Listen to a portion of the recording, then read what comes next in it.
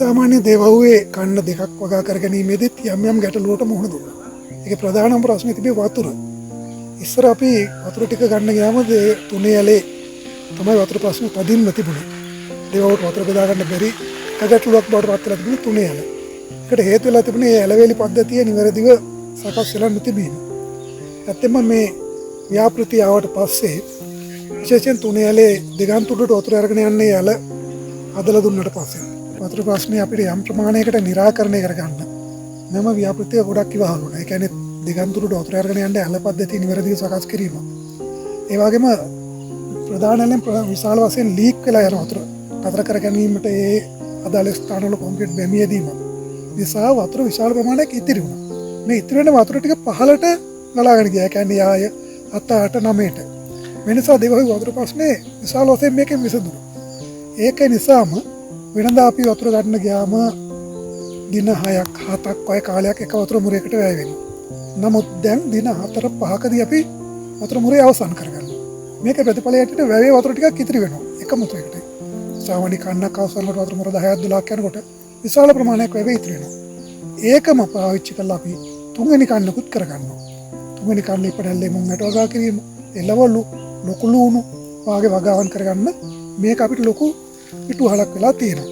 ඒ වගේම අපේ ප්‍රධාන ඇල අරා තියෙන පාලංගුල එම් තිබුණ ගැටලු 100%ක් වුණත් යම් ප්‍රමාණයකින් මේකෙන් විසඳලා තියෙනවා.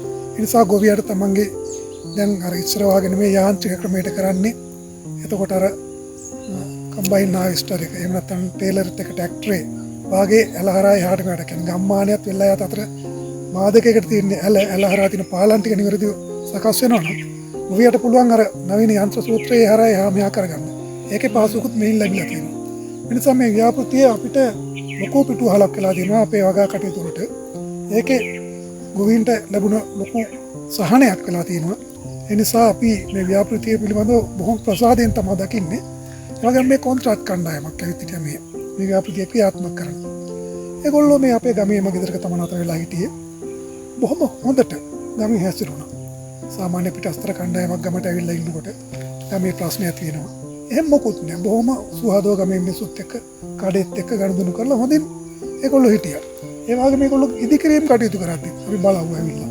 ওই සංවිධාන හැටියට අපි මේ වගේ ඉදිකිරීම කටයුතු නිවැරදිව සිද්ධ වෙනවද?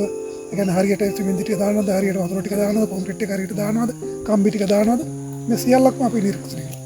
අත්‍තරම අපි දැකපු මගේ ජීවිත කාලේදී අපි දැකපු නිවැරදිම වැඩ පිළිවෙල හැටියට අපි දැකලා තියෙනවා. ඒ නිසා අපිට මේ කොන්ත්‍රාත් සමාගම පිළිබඳවත් ලොකු ප්‍රසාදයක් තියෙනවා. එතකොට මේක අපිට වැඩ ගණනාවක් සිද්ධ වෙලා තියෙනවා. ඒ කියන්නේ අපේ පැත්තෙන් ගත්තාම අපිට නිවැරදිව ඇලවේලි පද්ධතිය කොන්ක්‍රීට් බැමි ටික දාලා හරි හදලා තියෙනවා. ඒ නිසා අර විශේෂයෙන්ම වතුර ප්‍රශ්න නාස්තින තැන් අවම කරලා තියෙනවා.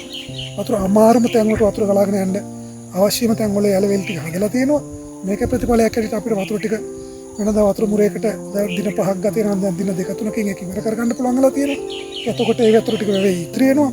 ඒකම පාවිච්චි කරලා අපිට ඊළඟ යල් කන්නක් හෝ තවත් අතරමැදි කන්නක් කරගන්න පුළුවන්කම ලැබිලා තියෙනවා. මේ වගේ පහසුකම් ගොඩාක් අපිට මේ ව්‍යාපෘතිය හරහා සිද්ධ වෙලා තියෙනවා. ඒක බොහොම හොඳ ව්‍යාපෘතියක් මේ වගේ වැඩ පිළිවෙල.